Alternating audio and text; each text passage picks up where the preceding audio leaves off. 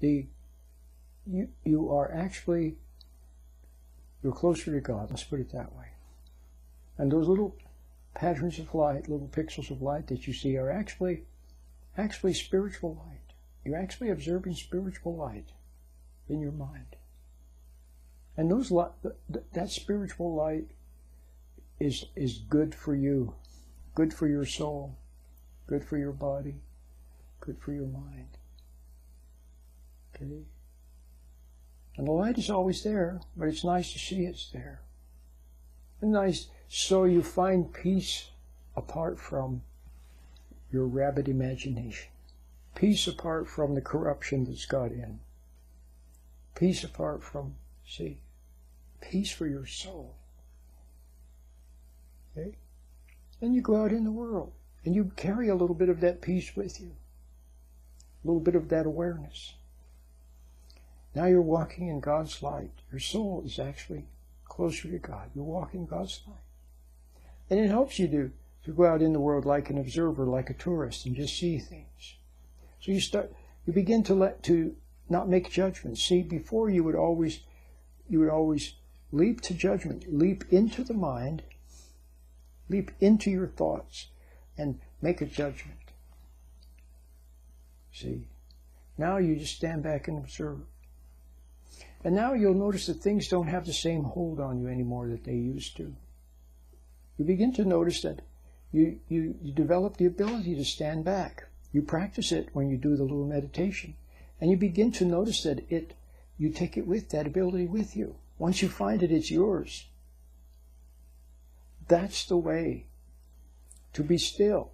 That's the way to pray, as Madame Guyon, or Teresa of Avila, or St. John of the Cross, or Brother Lawrence, or Ignatius of Loyola, or Thomas à Kempis. That's the way to have a little bit of mental distance. Okay? You go out in the world. Now you observe things irritate you less. Things upset you less. See? You don't get lost in things anymore. You're able to stand back from foolish arguments, foolish trivia, things that used to would always pull you in. Now you find you have a bit of control, natural control, effortless control. And how do you have it? It's from practicing the little meditation. Now there's an attitude that goes with it, and it is that you're willing to know the truth, that you want to know the truth. See, before you always wanted to run from the truth. Well, then you maybe spent many years wandering in the desert and suffering for avoiding the truth and trying to change yourself and trying to fix everything and trying to fix other people and then resenting them and all of the usual. You remember all of that. So now you have to so you've tried that, it doesn't work. You end up guilty, frustrated, drained, see, and more involved, enmeshed in problems, more entangled in problems. Now you have to stand back from the problem and observe it. Now you're not part of the problem. It's very simple. So I hope you hope you enjoyed today's little talk about Madame Jeanne Guyon and her little book, Experiencing God Through Prayer. See, if you do the little meditation, not any meditation, the little meditation that I have, then when you do it, then after that you pick up a book like her book, and then you see what she's saying. Before you wouldn't have seen it, or you would have gotten lost in the words or the concepts, struggling with, see, or emotionally involved with it. Now you read, and then all of a sudden something stands out. Oh, I see. I see. What you see is what you already know. How do you know it?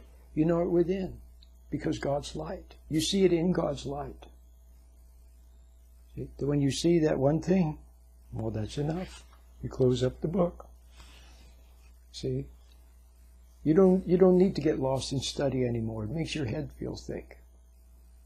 See? by not studying intensely and focusing and concentrating and trying, by standing back and reading lightly, scanning. See, you'll find a nugget, a morsel of something, and that will be the insight of the day. And it will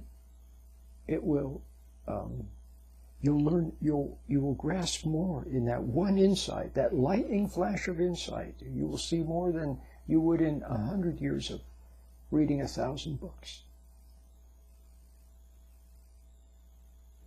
My name is Roland.